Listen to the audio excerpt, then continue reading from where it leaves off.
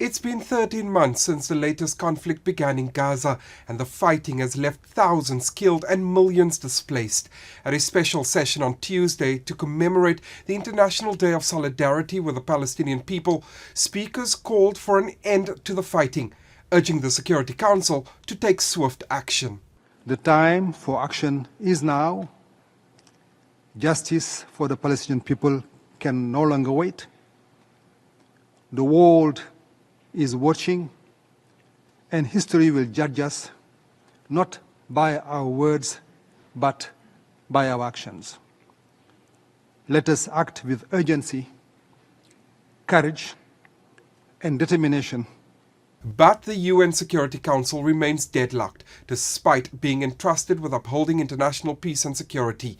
Last week, the Council failed to pass a resolution calling for an immediate ceasefire and the release of all hostages after the United States vetoed it.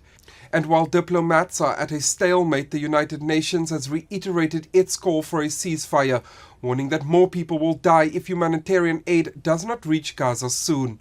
This year's commemoration is especially painful, as those fundamental goals are as distant as they have ever been.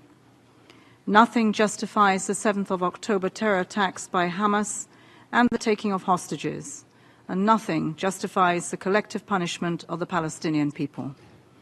Yet more than a year later, Gaza is in ruins. More than 44,000 Palestinians, mostly women and children, have been reportedly killed, and the humanitarian crisis is getting worse by the day.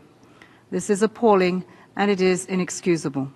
Meanwhile, UN humanitarians addressed the UN Security Council on Tuesday, pleading for the protection of humanitarian workers. The Council convened a special session on how best to prevent and respond to attacks against humanitarian and UN personnel, supported by 115 countries.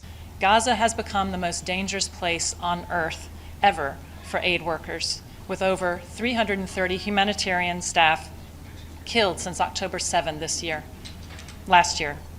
To those who ask me who can be done to protect humanitarian workers and what can be done, my first answer is we urgently need a ceasefire in Gaza, and we need parties in this conflict to genuinely protect civilians and respect international humanitarian law.